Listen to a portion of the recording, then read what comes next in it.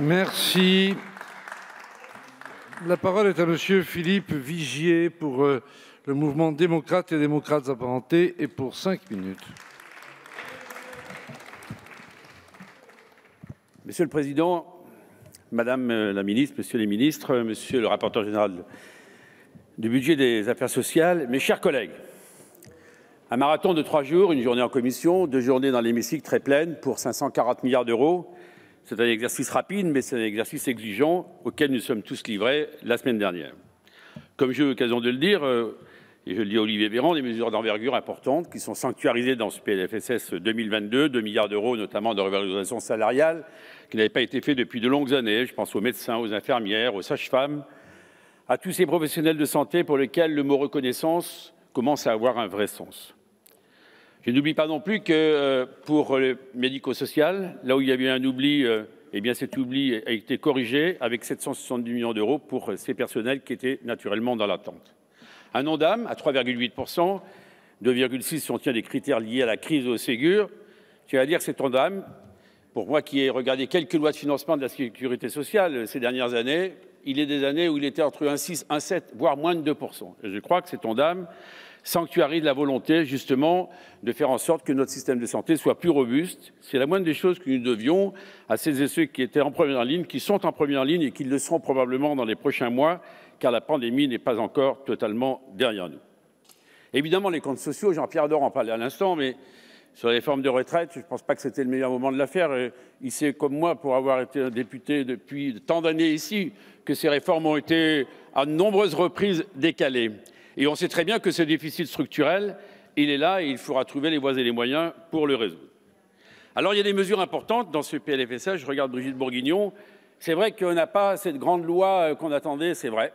Pourtant, il y a un cadre qui a été créé, mais comme je l'ai dit l'autre jour en défendant un amendement, je préfère avoir un article de loi où j'apporte 22 € maintenant de façon égalitaire sur l'ensemble du territoire pour les interventions d'aide à domicile, plutôt qu'avoir un texte de loi sans que les financements soient à la clé.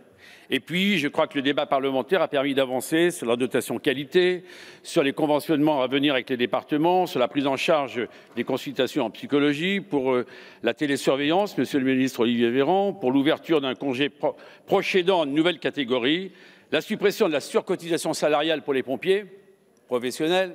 Ça fait 15 ans qu'on attendait, c'est fait. L'amélioration de l'information du Parlement, là-dessus on pourra aller beaucoup plus loin sur les ARS. Ce n'est pas simplement l'amélioration de l'information du Parlement, c'est de plus associer les parlementaires à la codécision pour les investissements dans leur territoire, tant les attentes en matière de santé sont importantes. Et puis des expérimentations destinées aux soins et à certains professionnels de santé. Alors il y a ces avancées et puis il y a des manques et je tiens à le dire très fermement. Tout d'abord, Monsieur le ministre, je regrette sur la désertification médicale, sur l'accès aux soins, on ne peut pas se satisfaire d'un cumul emploi-retraite à 72 ans. On ne peut pas laisser de côté une des parties de la loi RIS qui avait permis, me semble-t-il, d'ouvrir des voies plus importantes, parce qu'il faut des montées en compétences, parce que tout ne peut pas reposer sur les médecins, parce qu'on sait très bien qu'avant qu'on les ait formés, ça sera 7, 10, 12, 13 ans, et que sur la désertification médicale, on devrait tous se retrouver. Je regrette le manque d'ambition de ce texte en la matière. Je voudrais dire aussi que sur le médicament, il y a des avancées. Alors, c'est la première fois qu'il n'y a pas ce coup de rabot habituel de 1 milliard, 1,5 milliard, puisqu'on a réussi quand même à trouver des mesures, me semble-t-il, plus positives. Économie donc moindre. On favorisera les thérapeutiques innovantes. Et ça, c'est quelque chose qui va dans le bon sens. Alors, au moment où il y a 4 milliards d'euros qui sont là pour la relance, moi, j'appelle à, justement, à insourcing, à relancer cette industrie pharmaceutique dont on a tant besoin. Et ces 2500 ruptures de stock ne sont absolument pas acceptables. Je regrette également que pour les soins palliatifs, alors que l'on met 180 millions d'euros, qu'on sait qu'il y a 26 départements dans lesquels il n'y a pas encore de service, que l'on n'ait pas pu sanctuariser dans un article de loi, de cette loi, justement le fait que cette exigence de soins palliatifs, il fallait la porter haut, parce qu'on sait que ces débats sur la fin de vie sont des débats que nous avons eu ici, très passionnés, et il y a une réponse à apporter par le Parlement. Donc, mes chers collègues, moi j'ai un regret, mais je pense qu'il est partagé sur tous ces bancs.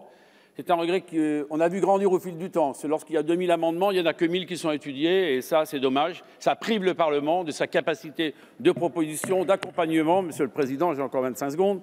Et le deuxième regret que j'ai, c'est qu'on n'ait pas répondu complètement à toutes les interrogations qui ont été soulevées dans le cadre de la discussion générale. Donc, j'espère que Monsieur le ministre Olivier Véran, on pourra avoir ce débat dans la deuxième partie de loi de financement de la sécurité sociale. Par définition, une discussion générale, c'est pour poser des questions, et face à ces questions, il nous faut naturellement en avoir les réponses. Donc, ce n'est pas un PLFSS de fin de programme, c'est un PLFSS ambitieux. Donc, le groupe des démocrates le votera, naturellement. Il le votera par loyauté, avec exigence et avec la vision d'une sécurité sociale pour tous. Merci, cher collègue.